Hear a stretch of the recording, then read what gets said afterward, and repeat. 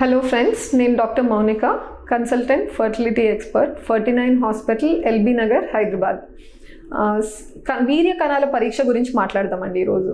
ఇప్పుడు వీర్య కణాల పరీక్ష కోసము ఒక హస్బెండ్ మా సెంటర్కి వచ్చినప్పుడు మేము ఎటువంటి ఇన్స్ట్రక్షన్స్ ప్రొవైడ్ చేస్తాము, ప్రొవైడ్ చేశాక వాళ్ళు శాంపుల్ ఇచ్చాక శాంపుల్ అన్నది ఎలా అసెస్ అవుతుంది, అసెస్మెంట్ అయ్యాక రిపోర్ట్ జనరేట్ అయినప్పుడు దాన్ని మనం ఎలా ఇంటర్ప్రెట్ చేస్తాము, దీని గురించి ఐ విల్ టాక్. ఒక హస్బెండ్ వీర్య కణాల పరీక్షకి శాంపుల్ ఇవ్వాలి అన్నప్పుడు బేసిక్ క్రైటీరియా కొన్ని ఇన్స్ట్రక్షన్స్ ఇవ్వడం జరుగుతుంది. ఇవి ఏంటి అంటే మోస్ట్ ఇంపార్టెంట్ వచ్చేసి abstinence period. Abstinence period meaning ఏంటంటే భర్త భార్య కలిసి ఆ తర్వాత ఎన్ని రోజులు గ్యాప్తో వచ్చి హస్బెండ్ ఇక్కడ శాంపుల్ ఇవ్వాలి. అది కలిసి కావచ్చు లేదా హస్బెండ్ సొంతంగా త్రూ మాస్టర్బేషన్ శాంపుల్ తీసి కావచ్చు. ఎంత గ్యాప్తో వచ్చి ఇక్కడ శాంపుల్ ప్రొవైడ్ చేయాల్సి ఉంటుంది అన్నది అబ్స్టినెన్స్ పీరియడ్. ఈ అబ్స్టినెన్స్ పీరియడ్ యూనివర్సల్గా అంటే ఒక్కొక్క సెంటర్ ఒక్కొక్క నంబర్ చెప్పచ్చు. కొంతమంది 3 days అంటాం, కొంతమంది 5 days అంటాము.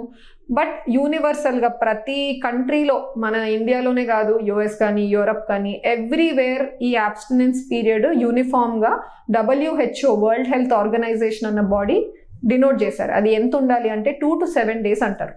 మీనింగ్ 2 days కంటే తక్కువ గ్యాప్ ఉండకూడదు, 7 days కంటే ఎక్కువ గ్యాప్ ఉండకూడదు. 2 days కంటే తక్కువ ఉండకూడదని ఎందుకు అంటామంటే రిపీటెడ్గా మనం శాంపుల్స్ ఇచ్చినప్పుడు కణాల నంబర్ కొంచెం తక్కువగా రావచ్చు మనం ఇచ్చే శాంపుల్లో. ఇది మనకు కాంప్రమైజ్ కాకూడదు కాబట్టి అడిక్వేట్ గ్యాప్ ఉండాలని 2 days కంటే ఎక్కువ ఉండాలంటారు.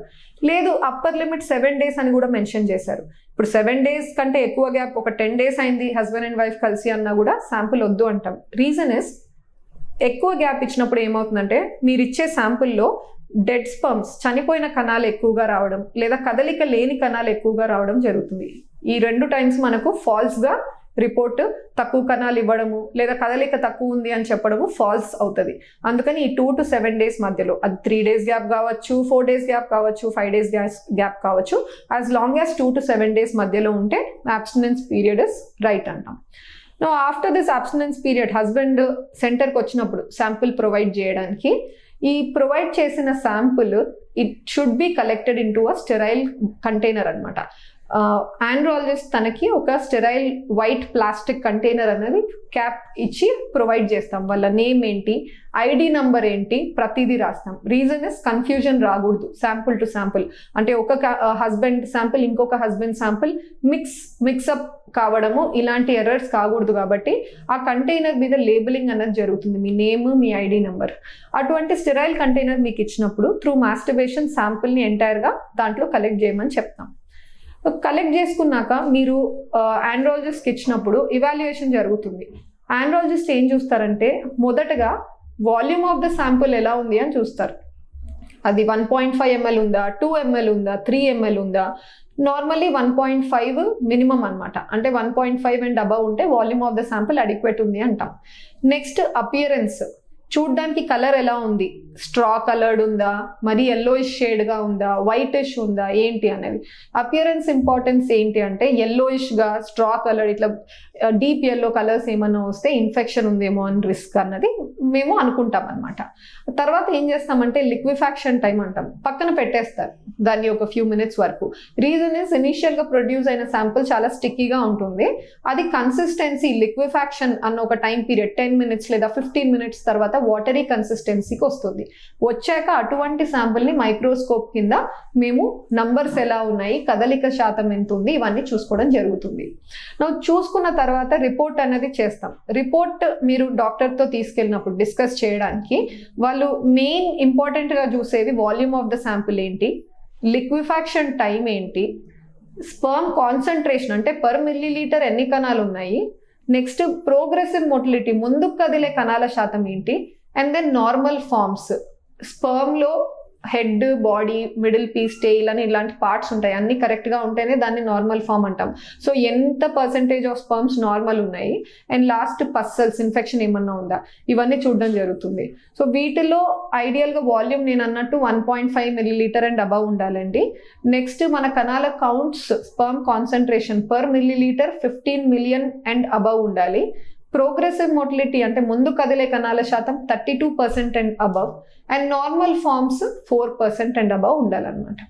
వీటిలో ఏమైనా వేరియేషన్స్ వచ్చాయంటే doctor will discuss with the patients. కొన్ని క్వశ్చన్స్ అడుగుతారు, రైట్ అవే మేము కన్క్లూడ్ చేయమండి, అంటే అవును కణాలు తక్కువ ఉన్నాయి లేదా మీ కదలిక తక్కువ ఉంది అని డైరెక్ట్గా కన్క్లూడ్ చేయకుండా కొన్ని క్వశ్చన్స్ అడుగుతాం. మీ శాంపుల్ పూర్తిగా కలెక్ట్ అయిందా, ఏమైనా స్పిల్ అయిందా, స్పిల్ అయి ఉంటే ఇనీషియల్ పార్ట్ ఆఫ్ ద శాంపుల్లో మాక్సిమం స్పర్మ్స్ ఉంటాయి, అది మీరు కలెక్ట్ చేయనట్టయితే ప్రాబబ్లీ మీ ఫైనల్ ఇవాల్యుయేషన్లో ఖచ్చితంగా నంబర్ ఆఫ్ కౌంట్స్ తక్కువనే రిప్రజెంట్ అవుతాయి. సెకండ్, ఈ శాంపుల్ ఇచ్చే ముందు అబ్స్టినెన్స్ పీరియడ్ అని మెయింటైన్ చేయమంటాం కదా, అది మెయింటైన్ చేశారా లేదా కరెక్ట్గా. థర్డ్ వన్ ఇస్ ఆ అబ్స్టినెన్స్ పీరియడ్లో మీరు శాంపుల్ ఇచ్చి ఒక 2-3 days ముందులో మీరు స్మోకింగ్ డ్రింకింగ్ ఎక్కువగా చేశారా, దానివల్ల కూడా ప్రాబ్లం కావచ్చు. సో ఈ క్వశ్చన్స్ అనేవి మేము చూస్తాం, సబ్జెక్టివ్గా వేరియేషన్స్ రావచ్చు. కాబట్టి ఇవన్నీ కూడా నో నో నో అన్న తర్వాత then we explain the couple, అవునండి సిచ్యువేషన్ ఇలా ఉంది, కణాలు తక్కువ ఉన్నాయి లేదా కదలిక తక్కువ ఉంది, ఈ ప్రాబ్లమ్స్ ఎందుకు వస్తుండొచ్చు, వాళ్ళ వర్క్ ఏంటి, టైమింగ్స్ ఏంటి, ఎక్కువ హీట్ ఎన్వైరన్మెంట్లో పనిచేస్తారా, పెయింట్స్ కెమికల్స్ లాంటివి ఎక్కువగా నియర్ ఉంటారా టాక్సిన్స్కి, ఫ్యాక్టరీస్లో వర్క్ చేస్తున్నారా, బస్ డ్రైవర్సా, రోజంతా హీట్లో ఇన్ సిట్టింగ్ పొజిషన్, టాక్సీ డ్రైవర్సా, ఇలాంటివి మేము వాళ్ళ ఆక్యుపేషన్ రిలేటెడ్ క్వశ్చన్స్ కూడా అడుగుతాం. అడిగిన తర్వాత మేము తనకి రీజన్ ఎందుకు అని వాళ్ళు అడిగినప్పుడు అవి చూడాలి అంటే హార్మోనల్ ఇవాల్యుయేషన్, బ్లడ్ టెస్ట్ చేయిస్తామండి. హార్మోన్స్ బట్టి మనకు ఒక అండర్స్టాండింగ్ వస్తుంది, ఎక్కడ ప్రాబ్లం వస్తుంది, మెదడు నుంచి సిగ్నల్ అందట్లేదా, ఉత్పత్తి అయ్యే చోటు ప్రాబ్లం అవుతుందా, లేదా ఏదన్నా ఇన్ఫెక్షన్స్ వల్ల యూరినరీ ట్రాక్ట్ ఇన్ఫెక్షన్స్ అవ్వచ్చు, సెక్షువల్లీ ట్రాన్స్మిటెడ్ డిసీజెస్ అవ్వచ్చు, ఈ ఇన్ఫెక్షన్స్ వల్ల బయటకు వచ్చే దారిలో మనకు బ్లాక్స్ అన్నవి ఏర్పడితే కూడా పూర్తి కౌంట్స్ మనకు శాంపుల్లో రిప్రజెంట్ అవ్వవు. కాబట్టి ఈ హిస్టరీ అంతా కూడా గ్యాదర్ చేయాలంటే ఆయన హార్మోన్స్ ఇవాల్యుయేట్ చేస్తాం, స్కాన్ కూడా చేయిస్తామండి, టెస్టిస్ ది స్క్రోటల్ డాప్లర్ అంటాము. ఇవన్నీ చేసి మనం we have to figure out what could be the reason ఇలా కౌంట్స్ తక్కువ అవ్వడానికి. ట్రీట్మెంట్ అన్నది మనం ఆఫర్ చేయొచ్చా లేదా, next A option of fertility treatment వెళ్తే ఈ కపుల్కి ప్రెగ్నెన్సీ ఛాన్సెస్ మ్యాక్సిమం ఉంటాయి, ఇవన్నీ కూడా డిస్కస్ చేస్తాం. అందుకని సెమెన్ అనాలిసిస్ హస్బెండ్ సైడ్ నుంచి it is very very very important for us to make a treatment plan for the couple. Thank you.